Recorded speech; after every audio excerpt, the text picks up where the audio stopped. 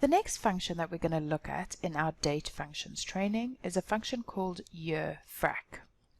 You'll find this in the date functions workbook on the second sheet called year FRAC.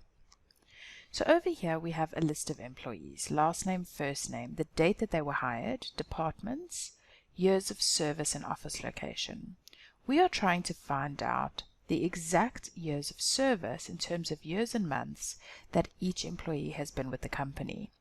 And because this is kind of an HR spreadsheet, we would like this information to update every time we open this workbook. So in order to calculate the years of service, technically we know that there's actually a formula that we can use to do this. We don't need to necessarily use an Excel function. But in order to do either the formula or the function, there's one thing we definitely need, and that is a starting point. So in the cell B2, I'm going to put in a function that calculates today's date, which is the today function. If we were to do this manually, you could then minus the two data. So we could say the today's function minus our date of hire will give us a number of days. From there, we can put in our parenthesis.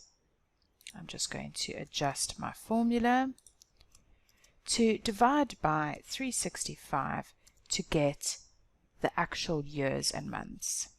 But instead of going through all of that, I'm just going to delete this formula. There's a function that does it for us. The function is called year FRAC.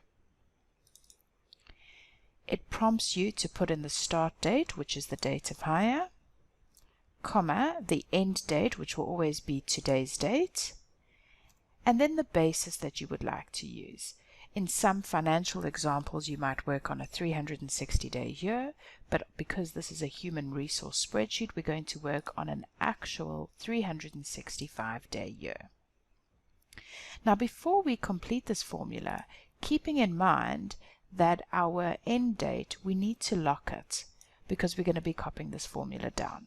So we push F4 on our keyboard and enter. It's a very easy way of calculating the number of years and months between any two given dates.